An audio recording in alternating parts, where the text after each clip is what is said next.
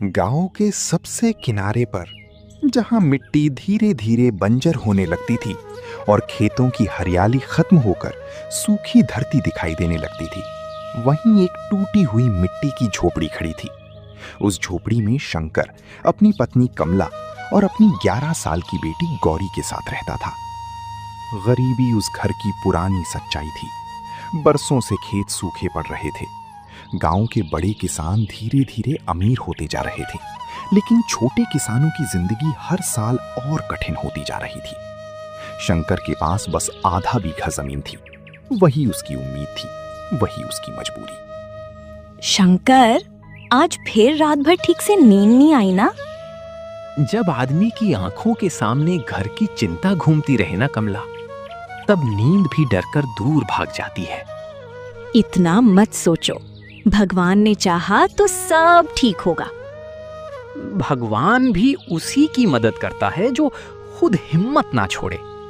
मैं हारना नहीं चाहता कमला, बस डरता हूं कि कहीं हमारी गौरी को भी वही जिंदगी ना मिले जो हमने देखी है। बाबा, आज मैं भी आपके साथ खेत चलूंगी। तू खेत में क्या करेगी बेटी? आप कहते हो ना कि जमीन माँ जैसी होती है, तो मैं भी अपनी जमीन को देखना चाहती हूँ। तू सच में बहुत बड़ी हो गई है गौरी। सुबह की हल्की धूप खेतों पर फैल रही थी। शंकर अपनी सूखी जमीन को चुपचाप देख रहा था। मिट्टी में दरारें पड़ चुकी थी। ऐसा लग रहा था जैसे जमीन भी थक चुकी हो। तभी दूर से एक बूढ़ा साधु धीरे धीरे चलता हुआ वहां आया। बेटा, थोड़ा पानी मिलेगा? जरूर बाबा। गरीब आदमी के घर में ज्यादा कुछ ना हो, लेकिन पानी और सम्मान हमेशा मिलता है। शंकर ने अपनी छोटी मटकी से पानी निकालकर साधु को दिया। तुम खुद परेशान लगते हो, फिर भी चेहरे पर गुस्सा नहीं है।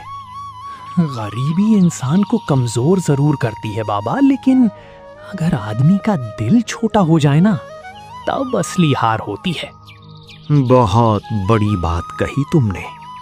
साधु कुछ देर तक शंकर की जमीन को देखता रहा। फिर उसने अपनी झोली से लाल रंग का छोटा सा बीज निकाला।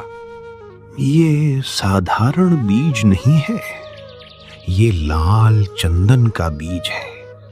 इसे संभाल कर लगाना। अगर तुम्हारा मन साफ रहा और मेहनत सच्ची रही, तो एक दिन यही पेड़ तुम्हारी जिंदगी बदल देगा। लाल चंदन? हाँ, लेकिन याद रखना, पेड़ सिर्फ पानी से नहीं उगते, इंसान की नीयत से भी उगते हैं।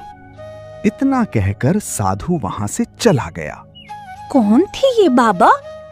पता नहीं, लेकिन जाते जाते एक अजीब उम्मीद दे गए। बाबा, क्या हम ये बीज अभी लगाएंगे?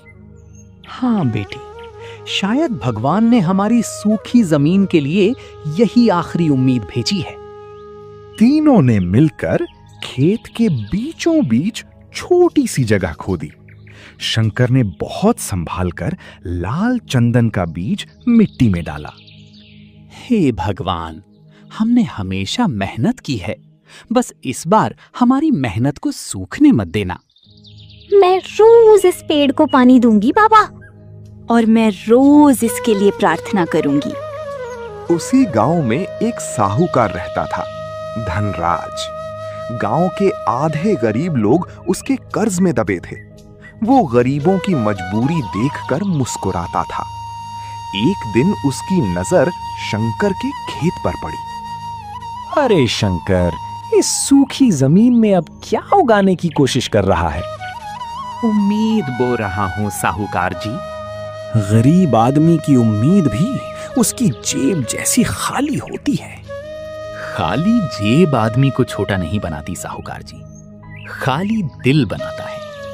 धनराज के चेहरे पर हल्की जलन दिखाई दी। देखता हूं ये छोटा सा बीज तेरी जिंदगी कैसे बदलता है। दिन बीतते गए, गर्मी बढ़ती जा रही थी। गांव के कई खेत सूखने लगे थे, लेकिन शंकर हर सुबह उठकर उस छोटे से बीज वाली जगह पर पानी डालता। कई लोग उसका मजाक उड़ाने लगे। अरे शंकर पागल हो गया है, सूखी जमीन में लाल चंदन उगाएगा। गरीबी आदमी को सपने ज्यादा दिखाने लगती है। लेकिन शंकर ने किसी की बात का जवाब नहीं दिया। लोगों की बातें सुनकर बुरा नहीं लगता। जब आदमी के पास सच और मेहनत हो ना, तब दूसरों की बातें धीरे धीरे छोटी लगने लगती हैं। एक सुबह गौरी दौड़ती हुई घर के अंदर आई। पापा, पापा जल्दी चलो, हमारा बीज उगाया। शंकर और कमला तुरंत खेत की तरफ भागे। मिट्टी के बीच से छोटी सी हरी कोम्पल बाहर निकल आई थी। हे भगवान, सच में उगाया। देखा, मेहनत कभी पूरी तरह सूखती नहीं, बस उसे वक्त चाहिए होता है। अब ये बहुत बड़ा पेड़ बनेगा ना बाबा? हाँ बेटी, और एक दिन यही पेड़ हमारी किस्मत बदलेगा। महीने बीतते गए। छोटा सा पौधा अब धीरे धीरे मजबूत होने लगा था। उसकी लकड़ी में हल्का लालपन दिखने लगा था। गांव के लोग अब शंकर का मजाक कम और हैरानी ज्यादा करने लगे थे। सुनो, शायद सच में ये लाल चंदन का पेड़ है। अगर ये बड़ा हो गया ना, तो शंकर की जिंदगी बदल जाएगी। लेकिन जहां उम्मीद होती है, वहां लालच भी धीरे धीरे जन्म लेने लगता है। धनराज अब रोज चोरी छिपे उस पेड़ को देखने आने लगा। अगर ये सच में लाल चंदन है, तो इसकी कीमत लाखों में होगी। इतना धन मैं किसी गरीब के हाथ नहीं लगने दूंगा। एक रात गांव में तेज आंधी और बारिश शुरू हो गई। बिजली जोर जोर से चमक रही थी। शंकर, मुझे उस पेड़ की चिंता हो रही है। इतनी तेज हवा में कहीं टूट ना जाए। मैं देख कर आता हूं। शंकर बारिश में भीगता हुआ खेत तक पहुंचा। पेड़ तेज हवा में झूल रहा था।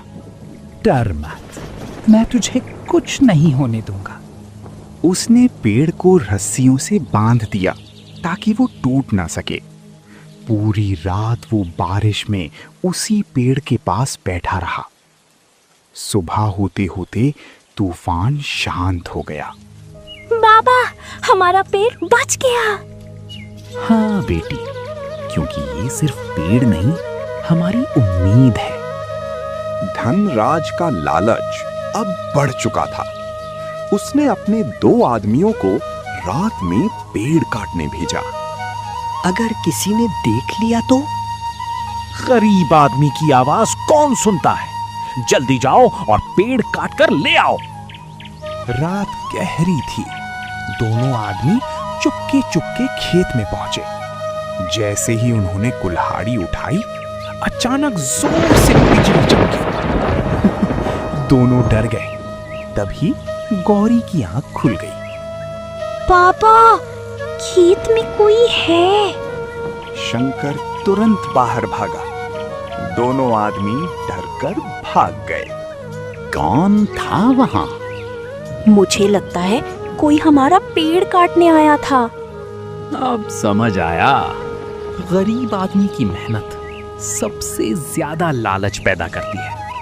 अगले दिन गांव में खबर फैल गई कि धनराज रात में शंकर का पेड़ कटवाना चाहता था। गांव वाले धीरे धीरे उसके खिलाफ बातें करने लगे। इतना लालच भी अच्छा नहीं होता। शंकर ने मेहनत की है, उस पेड़ पर सिर्फ उसी का हक है। धनराज को पहली बार लगा कि गांव वाले अब उससे डर कम रहे हैं। कुछ साल बाद लाल चंदन का पेड़ पूरी तरह बड़ा हो चुका था। उसकी लकड़ी की खुशबू दूर तक फैलती थी। शहर से व्यापारी उस पेड़ को देखने आने लगे। एक व्यापारी ने शंकर को बहुत बड़ी कीमत देने की बात कही। अगर तुम ये पेड़ बेच दो, तो तुम्हारी आने वाली कई पीढ़ियां आराम से जी सकती हैं। शंकर, अब हमारे सारे दुख खत्म हो सकते हैं। लेकिन बाबा, आप हमेशा कहते थे कि पेड़ सिर्फ पैसा नहीं देता, जिंदगी देता है। शंकर काफी देर तक चुप रहा। ये पेड़ सिर्फ हमारी गरीबी खत्म करने के लिए नहीं उगा था। इसने हमें मेहनत, धैर्य और उम्मीद सिखाई है। मैं इसे पूरा नहीं कटवाऊंगा। क्या मतलब? मैं इसकी सिर्फ कुछ लकड़ियां बेचूंगा, बाकी पेड़ जिंदा रहेगा, ताकि आने वाले लोग भी समझ सकें कि उम्मीद को काटना नहीं चाहिए। बाबा, अगर उस दिन वो साधु आपको ये बीज ना देता तो शायद मैं फिर भी मेहनत करता बेटी, क्योंकि असली जादू बीज में नहीं था, इंसान की उम्मीद में था। और सच्ची मेहनत एक ना एक दिन जरूर फल देती है। गरीब इंसान की सबसे बड़ी ताकत उसकी मेहनत और उम्मीद होती है। जो इंसान धैर्य के साथ मेहनत करता है, उसकी सूखी जमीन पर भी एक दिन लाल चंदन जरूर उगता है।